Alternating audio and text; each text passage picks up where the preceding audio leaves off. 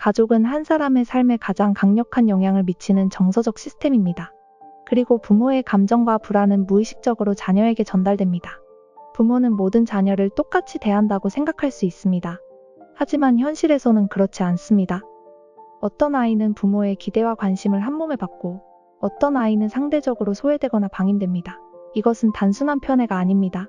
부모는 자신도 모르게 가장 취약한 자녀에게 자신의 불안을 투사합니다.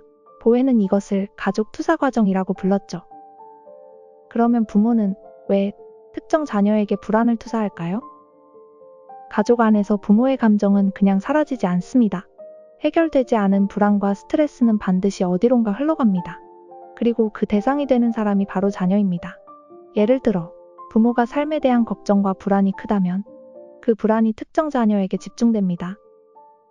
너는 항상 조심해야 해. 내가 잘못하면 우리 가족이 무너질 수도 있어. 나는 너를 믿지만 세상은 널 믿지 않아. 내가 대신 해결해 줄게. 이런 말들은 사랑의 표현처럼 보이지만 사실은 부모의 불안이 투사된 것입니다. 부모는 이 과정이 자신의 감정 때문인지 깨닫지 못합니다. 그리고 요즘 이런 모습이 더욱 극단적으로 나타납니다. 아르바이트나 대학, 회사에서도 부모가 개입하는 시대.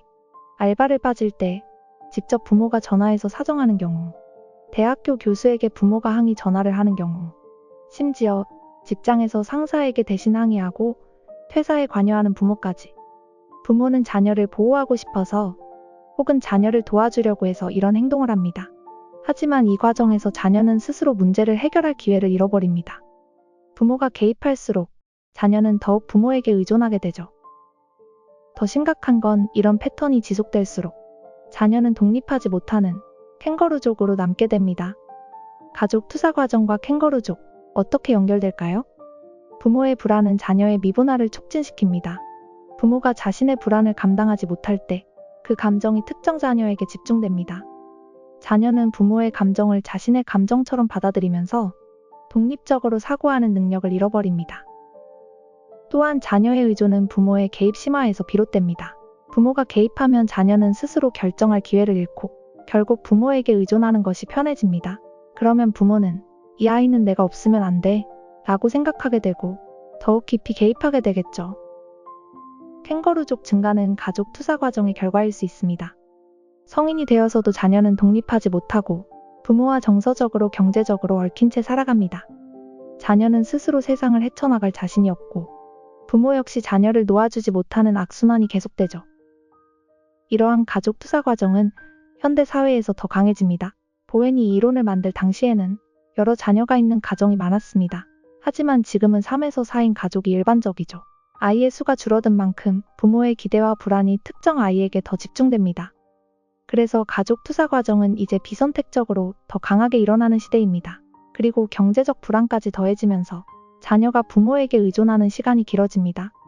캥거루족 현상은 더욱 심해지고 있습니다. 하지만 이 모든 과정은 부모도 자각하지 못한 채 일어납니다. 가족 투사 과정은 의식적으로 하는 것이 아닙니다.